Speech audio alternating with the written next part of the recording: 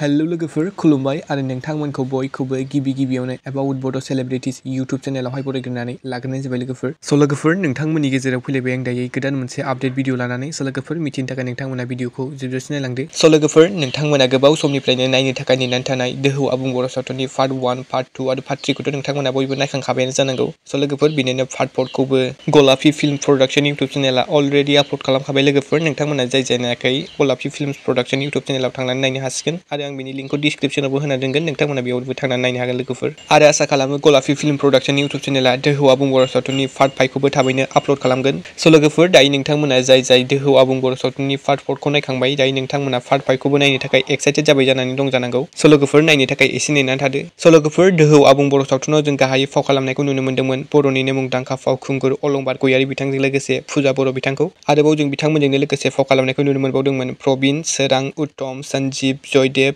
बिबारी, बिजु, बोसोन, आजोली, दैमालु, सोरां, खुंगुर, संगीता आरो बिथांमोनजों लोगोसे गोबां आर्टिस्टफोरखौ जों बे सावथुनाव फाव खालामनायखौ नुनो मोन्दों लोगोफोर। आरो दोहौ आबुं बर' सावथुननि स्ट'रि आरो स्क्रिप्टखौ लिरदों प्रबिन गयारी बिथां आरो एसिस्टेन्ट डाइरेक्सनाव दङ बोसोन गयारी बिथां। स' लोगोफोर नोंथांमोना जाय दासिमबो दोहौ आबुं बर' सावथुननि पार्ट 4 खौ नुवाखै, नोंथांमोना गलापी फिल्म्स प्रडाक्शन यूट्यूब चेनेलाव थांनानै नायनो हासिगोन लोगोफोर। आरो आं लिंकखौ डिस्क्रिप्शनावबो होना दोनगोन, नोंथांमोना बेयाव थांनानैबो नायनो हासिगोन। आरो जाय पार्ट 5 खौ नायनो थाखाय एक्साइटेड जानानै दं, एसे नेनानै थाथ'दो लोगोफोर।